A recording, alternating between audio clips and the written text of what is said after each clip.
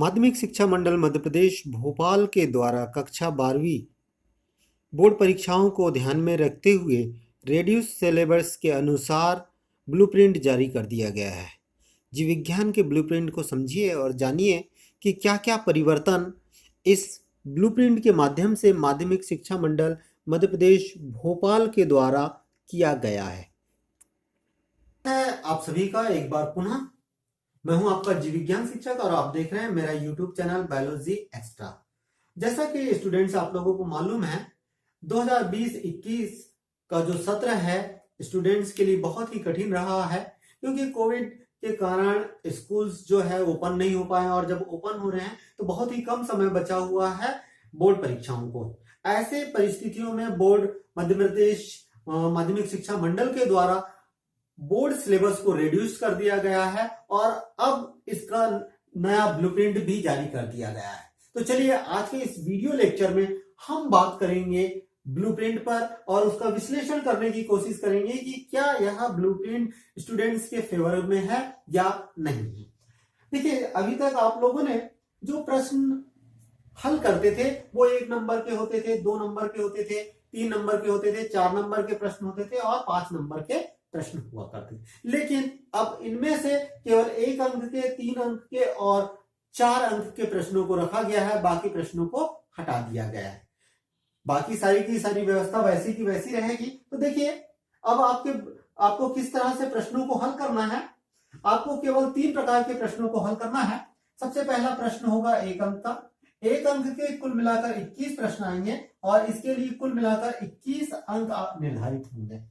वहीं पर दूसरा जो प्रश्न का प्रकार होगा 3 अंक के प्रश्न होंगे और 3 अंक के 7 प्रश्न आएंगे और कुल मिलाकर अंक कितने हो गए? 21 अंक इसमें भी हो गए। वहीं पर तीसरी कैटेगरी प्रश्नों की जो है वो 4 अंक की है और 4 अंक के भी 7 प्रश्न आएंगे और इस प्रकार 728 अंक के 4 अंकों के प्रश्नों का हल करना पड़ेगा और टोटल नंबर होंगे 70। ठीक है, 30 नंबर का प्रैक्टिकल होगा आपका। तो कुल मिलाकर प्रश्नों को किस प्रकार के प्रश्नों को हल करना पड़ेगा? 1 अंक के प्रश्नों को हल करना पड़ेगा, 3 अंक के प्रश्नों को हल करना पड़ेगा और 4 अंक के प्रश्नों को हल करना पड़ेगा। टोटल 70 नंबर के प्रश्न आपको हल करने पड़ेंगे। अब पूरे के पूरे सिलेबस की बात करें तो पहले ही रिड्यूस सिलेबस आपको बता दिया गया है, तो उस पर हम नहीं जा रहे हैं। केवल यहां पर हम बात करेंगे कि जो पहले आपके जो 5 यूनिट हुआ करते थे उन 5 यूनिट अब नहीं है, अब केवल 3 यूनिट है और 3 यूनिट में कौन कौन सी है? यूनिट फर्स्ट, यूनिट सेकेंड और यूनिट थर्ड। और इनमें कौन कौन से टॉपिक्स को रखा गया है वो समझ लीजिए कि जो पहली यूनिट है, पहली यूनिट सेम है, इसमें कहीं कोई परिवर्तन नहीं किया गया है और इस पहली यूनिट के लिए पहली यूनिट से 1 अंक के 7 प्रश्न आएंगे अर्थात कुल 7 अंकों के होंगे। 3 अंक के 2 प्रश्न आएंगे जो कि 6 अंकों के होंगे और 4 अंक के 2 प्रश्न आएंगे जो कुल मिलाकर 8 अंक के होंगे। इस प्रकार से हम ये देखते हैं कि जो पहली यूनिट निर्धारित की गई है उस पहली यूनिट से 21 अंकों के प्रश्न आएंगे। दूसरी यूनिट की बात करें तो दूसरी यूनिट में संशोधन किया गया है। क्या संशोधन किया गया है? देखिए, चैप्टर 5 सेम रखा गया है, वंशागति तथा विविधता के सिद्धांत।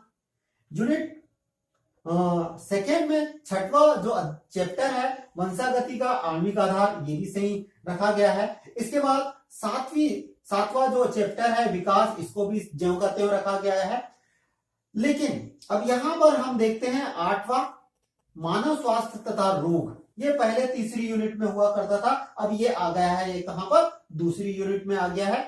और इस प्रकार से हम देखते हैं कि दूसरी यूनिट में ये कुल मिलाकर 4 चैप्टर रखे गए हैं। पहला है वंशागति तथा विविधता का सिद्धांत, दूसरा है वंशागतिकी का आणविक आधार, तीसरा है विकास और चौथा है मानव स्वास्थ्य तथा रोग। और यहां पर प्रश्नों का पैटर्न क्या होगा? 1 अंक के 7 प्रश्न आएंगे, कुल 7 अंक के होंगे। 3 अंक के 2 प्रश्न आएंगे, कुल 6 अंक के होंगे। 4 अंक के 2 प्रश्न आएंगे, कुल 8 अंक के होंगे। अर्थात यहां पर भी कुल अंक कितने होंगे इस यूनिट के लिए? 21 अंक है।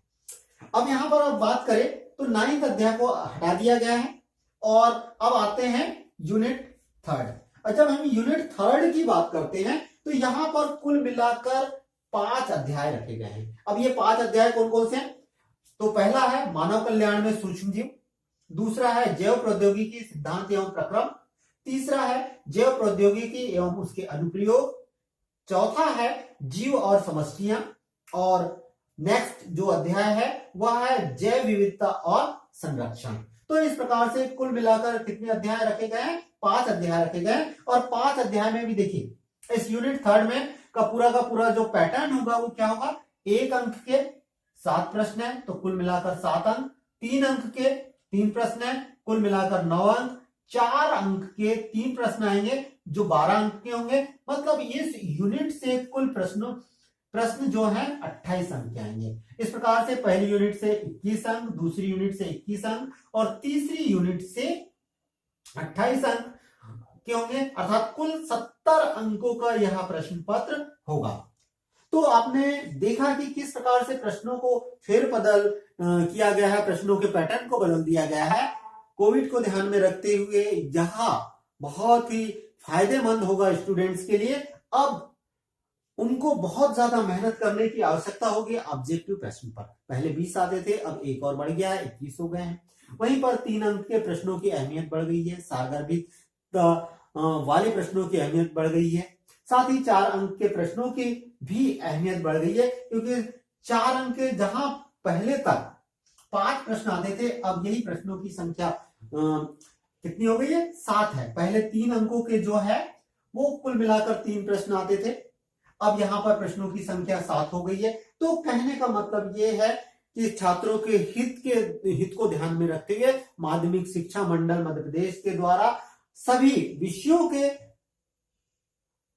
सिलेबस को रिड्यूस किया गया है और एक नया ब्लूप्रिंट जारी कर दिया गया है। तो इस ब्लूप्रिंट को जरूर देखिए, अपने साथियों को शेयर कीजिए और साथ ही मेरे YouTube चैनल को सब्सक्राइब जरूर करें। चलिए आप अपनी प्रतिक्रिया कमेंट्स बॉक्स में लिख कर दें और हमें बताएं कि आपको कैसा लगा यह ब्लूप्रिंट। फिर मिलते हैं एक नए टॉपिक के साथ, एक नए वीडियो के साथ। तब तक के लिए नमस्कार।